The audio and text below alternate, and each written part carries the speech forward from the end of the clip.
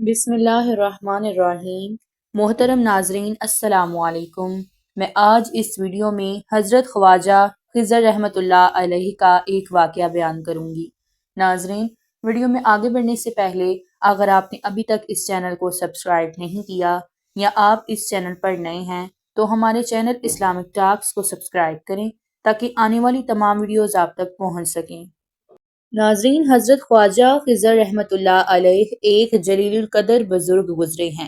ایک بار آدھی رات تک عبادت کر کے تھک گئے تو آرام کرنے کے لیے ذرا سا لیٹ گئے۔ نیم خوابی کی حالت تھی کہ کسی آواز سے آپ کی آنکھ کھلی، دیکھا کہ ایک چور دیوار پھلانگ کر اترا ہے۔ آپ خاموشی سے اس چور کی تمام حرکات دیکھ رہے تھے۔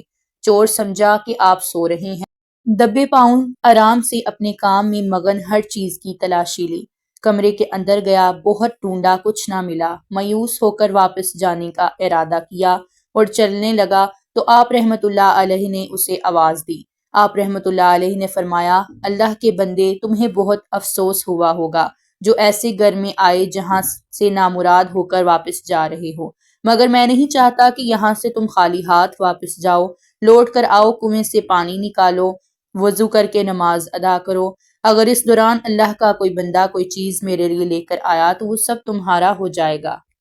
چور حیران ہوا اور سوچا کہ کیا کروں۔ سوچنے کے بعد دل میں کہا، نماز پڑھنے میں میرا نقصان نہیں، کوئی چیز آ گئی تو لے جاؤں گا۔ چنانچہ وہ کنویں پر گیا، وضو کیا اور نماز پڑھنی شروع کی، یہاں تک کہ صبح ہو گئی۔